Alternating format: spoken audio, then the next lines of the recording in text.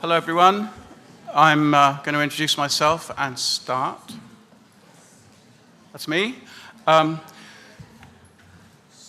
I start with, first of all, thanking the Museo Picasso and everybody else who's been involved in organizing this event. I don't want to name-check everybody that's been mentioned before, but I would like to name-check Ramon Melero Guirado and his team, with whom I've been corresponding, as many of the speakers have been, about all the details. Can I thank him for his efficiency and hope it carries on as such? And this is a bit of a change of register. I confess I'm not going to be talking very much about Picasso for a while, although I will start with him. Picasso was, I think we can agree, the quintessential avant-garde artist. His iconoclasm, both aesthetic and sometimes political, his unceasing experimentalism, and his radical interrogation of painting's established conventions not only met but also set the criteria for avant-gardism in the 20th century, while the artistic ism that he pioneered, cubism, became the lingua franca for the artistic avant-garde, as well as a primary vehicle for the consolidation of its network for the first third of that century, if not longer. Given that this concept avant-garde has been for over 100 years one of the key terms in the construction of the history of modern and in particular modernist art, it is therefore vital that we understand clearly both what it signifies and what role Picasso played in it. But first, we should note that the concept and its deployment in art historical and critical writing remain, for all their longevity, deeply problematic. It's still a slippery notion, ubiquitously taken for granted but rarely defined, whose usage by art historians and critics alike slips, often within a single sentence, from adjective to noun, from ideology to institution, without distinction or acknowledgement of the differences between these. Thus, the avant-garde, meaning the cultural formation, is a concrete noun. Avant-garde, without the definite article, is an adjective that refers to particular qualities. Avant-gardism, the ideology, is an abstract noun. Each term in this family of terms has a different meaning, reference, significance, and even origin, and, I would argue, to understand all of these and their relevance for our understanding of Picasso's relation to them, we need to disentangle them. As this is far too ambitious for a 20-minute paper, today I want to ask more specifically and simply, what did it mean to be avant-garde in that pre-First World War decade in Paris, when artistic experimentalism was becoming professionalized and yet was in conflict with prevailing professional artistic standards? And how did this identity shape Picasso's practice? To answer my questions, and before I get to Picasso, I'm going to introduce some concepts that I'm using in a book that I'm presently writing, which traces and compares the emergence and consolidation of the avant-garde formations of artists in Paris and London in the decades just before and after the turn of the 20th century. I'll summarize some histories and some arguments that are key to the book, but which may be in need of lengthier presentation than I have time for here. If these remain unclear as a result, I apologize in advance, and I hope we may find time for some clarification and, of course, discussion of them afterwards. The chronological primacy of Paris as the locus of the first artistic avant-garde formation is by now accepted. It was the product of a process of the professionalization of art practice in the face of market growth and change, in which the expertise of that city's artists was harnessed to that Europe-wide momentum of the self-management of the liberal professions by their members, those of law, accountancy, medicine, and the cultural industries, among many others. A professionalization which was among the drivers of capitalism between the 1880s and 1920s. However, this artistic avant-garde has as yet been little analyzed or adequately historicized as a formation. Martha Ward's 1996 book, Pissarro, Neo-Impressionism and the Spaces of the Avant-Garde, offered a persuasive account of these dynamics as bringing this formation into being in the mid-1880s, but her analysis remains to be developed. Robert Jensen's Marketing Modernism in Fin de Siècle Europe of 1994 traced the continental spread of the breaking away by progressive yet fashionable artists from their governing academies that led to the secessions of Central Europe and the network that linked them. And Béatrice Royer-Prunel's book, Nul n'est prophète en son pays, on the internationalization of Parisian painting between 1855 and 1914, brought into sharper focus the network that Jensen had identified, traced the wealth of filiations across Europe that it comprised, and analyzed the strategies of distinction pursued between it and the nascent avant-garde. None of these seminal histories gave much consideration, however, to that key process of professionalization that I've mentioned, either to characterize the secessionist network as the consolidation of a self-managed, privatized, liberal bourgeois fine art profession, or to assess the professional character of the avant-garde. It's this omission that part of my work in progress seeks to remedy. I propose that the Parisian avant-garde be seen as a part of this process of professionalization, yet also distinct within it, committed to an alternative professionalism whose status and standards were as carefully guarded as those of the bourgeois professionals, but on radically different terms, a professionalism that is parallel to, but less institutionally and bureaucratically legitimized than, the bourgeois variant. For we should note that the terms professional and professionalism have wider connotations than those that would restrict them to the bourgeoisie. Sociologist Elliot Freidson, for example, suggested that profession should be seen as a folk concept. Often, he noted, people make or accomplish professions by their activities with consequences for the way in which they see themselves and perform their work, and a number of competing folk concepts of profession can coexist. Moreover, sociologists have long been aware that even in activities that are generally disapproved of by members of the larger society, individuals establish patterns of activity that are indicative of rudimentary professionalization, and argue that there is a real difference, for example, between a professional thief and an amateur thief, and that these differences are recognized by both professionals and amateurs in the world of crime. There are evident parallels here with the Parisian avant-garde formation, and such a comparison, in turn, underscores its emergence as a function of professionalization. This is not, of course, to say that this formation was in any way illegitimate, but that its members perceived themselves as members, as distinct from the mainstream of liberal bourgeois fine artists, in ways that were strikingly homologous with the perceived features of professional thievery, and that a comparison with the latter offers a useful heuristic means of exploring the alternative character of the avant-garde professionalism. The distinctiveness was, I suggest, underpinned by three criteria exclusive to this formation. First, the prioritization of specific aesthetic principles as the reason for the groups they formed, as opposed to the liberal bourgeois artists' prioritizing of the safeguarding of cultural status and of a general but unspecific level of competence. These were aesthetic principles which they and their literary friends elaborated, promoted as isms, and contested in the little cultural magazines that were mushrooming in Paris. The second criterion was a shared and distinct artistic inheritance that was often informally disseminated in the Académie Libre, the private art schools that can be seen in consequence as among the incubators of this formation. The third criterion was a collective identity as an avant-garde based on a shared ideology of avant-gardism, that is, of rupture with the aesthetic and often by extension political status quo, that both these Académie Libre and the association with the little cultural magazines also fostered.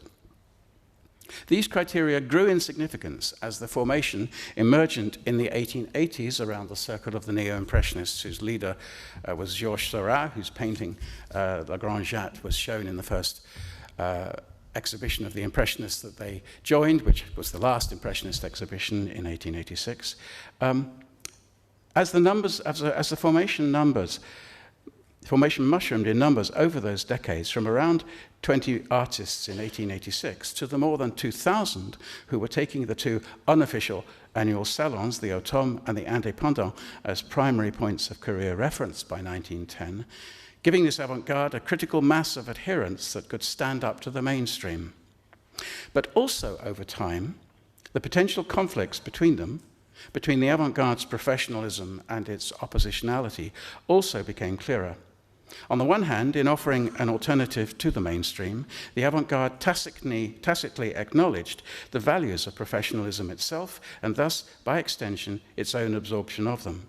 When soi-disant avant-garde artists laid claim, in their manifestos, for example, to the validity of their experimentation in the technicalities of aesthetic representation, they were asserting their specialist entitlement as professionals to do so, and thus to acquiesce, ultimately, in the assimilation of their expertise to the evolving capitalist social order, which the process of professionalization both epitomized and was driving. In other words, the embrace of such an identity was a first step along the road to institutionalization of the avant-garde formation within that social order and co-option by its imperatives.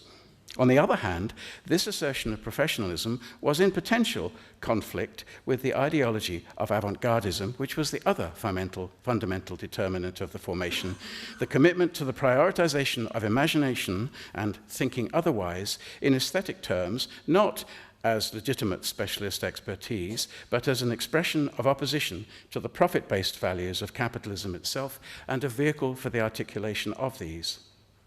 Summarizing my argument brutally, I suggest that by the first years of the 20th century in Paris, it was professionalization that had gained the upper hand. Through the 1890s, the conflict between professionalism and ideology was only in potentia. The espousal of anarchist politics by avant-garde poets and painters allowed for an overlap between seeing avant-garde experimentalism as revolutionary aesthetic autonomy and seeing it as professional specialization, an overlap which Signac, for instance, exploited. But with the co-option of leftist artists and writers, first from the turn of the century by the movement of interclass collaboration focused on the parliamentary centre-left Bloc de Gauche, and then by the growing mood of nationalism that followed the diplomatic quarrels with Germany over Morocco of 1905 and 1911, increasing numbers of young French artists and writers in the avant-garde formation found the affiliation to anarchism less integral to their sense of identity and their ambitions than had the preceding generation. And as the organized working class withdrew progressively from cross-class collaboration in favor of political and strategic autonomy, many of these artists and writers responded with reciprocal withdrawals. For some, the Second Moroccan Crisis of late 1911, which brought France and Germany to the brink of war, turned this nationalism to a patriotism that they openly shared with most of the nation. For others in the avant-garde, which by 1912 included a significant and rapidly growing minority of foreign artists, for whom the appeal of French nationalism or patriotism was, to say the least, somewhat less persuasive, the reciprocal response to syndicalist autonomism was an espousal of neither, but instead of a correspondingly autonomous artistic identity centered on that alternative professionalism whose consolidating practices I have been tracing. I also suggest that this alternative professionalism steadily narrowed the criteria that I've listed to a prioritization of aesthetic innovation, which was articulated and displayed by an obsession with technical originality, or technie, to use the term for it coined by the critic Félix Fénéon for the neo-impressionists in particular in the 1880s.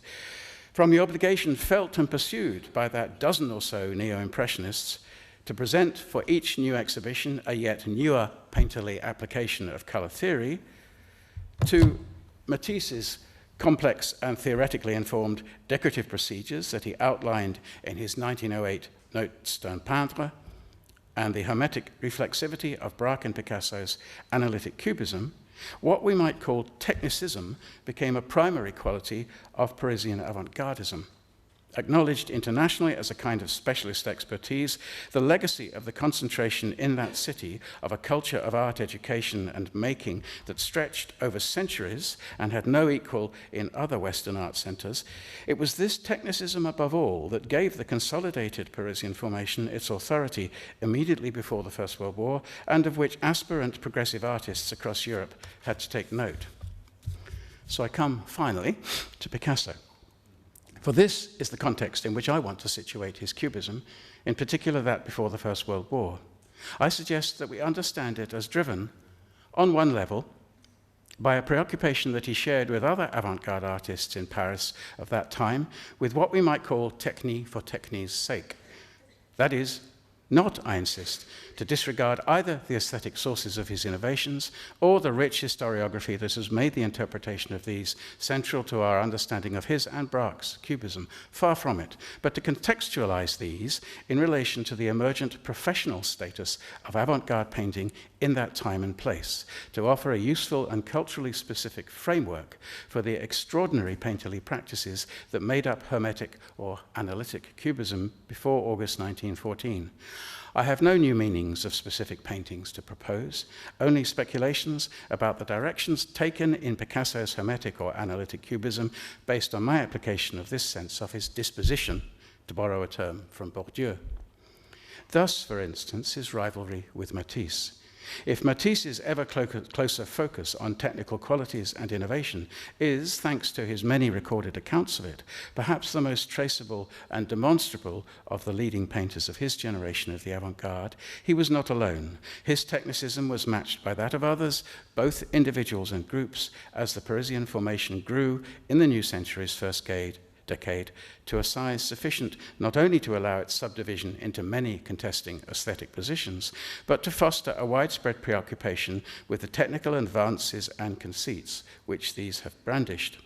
This was registered in the ferment of experimentation that was evident as the decade progressed, encompassing inter alia a return to classicism, an infatuation with archaic and pre-Renaissance art, an enjoyment of popular commercial entertainments, and an engagement with non-European, predominantly African, cultural artifacts and their anti-mimetic provocations.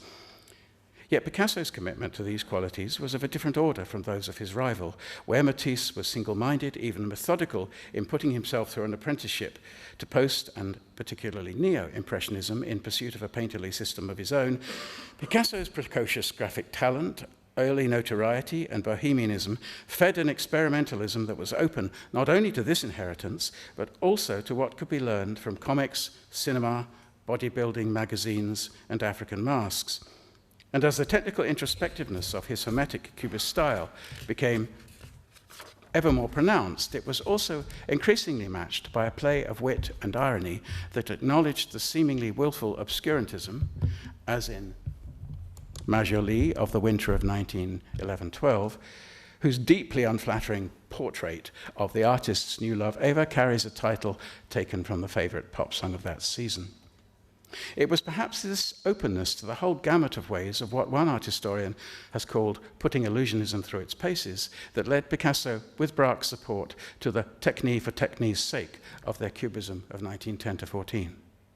The art historian was T.J. Clarke, who's been interestingly name-checked twice already today. Writing in his magisterial settling of accounts with modernism of 1999, Farewell to an Idea, one of the most liberating essays on Cubism that I've read. Liberating because it allows for the possibility of the unevenness of quality of Picasso's Cubism, indeed of its occasional failure. After a searching few pages of close reading of pictures from 1911, such as Majoli and the Accordionist, Clarke confesses, with what seems rather uncharacteristic modesty, that, I quote, "The best I can offer on Cubism is a medley of pensées détachées sur la peinture, a series of stabs at description full of crossings out and redundancies." But he adds, I quote, "This disconnected quality seems necessary to me precisely because it is the opposite quality that I most distrust in the accounts of Picasso's painting we already have. That is, the way they are driven by a basic commitment to narrative continuity, by a wish to see Picasso's work from 1907 to 1912 as possessing a logic or forming a sequence, as not being broken or interrupted in any important way, not, above all, encountering failure. I would say," Clarke continues, "that these wishes and structures are what Cubism is, discursively speaking, and they seem to me tied with, maybe to produce, the final telltale blankness of writing on Cubism in the face of the moment it wants to celebrate." I should exempt here Pepe Carmel's magisterial work on Cubism of several years ago, which does a lot other than this, I have to say, but he's almost alone in this. In place of this muteness that Clark's identified, Clark offers, I quote, a sense of Cubism's deep, wild, irredeemable obscurity, an interpretation of that putting illusionism through its paces as a pretense that the technical resources deployed by Picasso in this process, I quote, are addressing some other object world or some other way of world making or some altogether different section through the three dimensions of visual experience.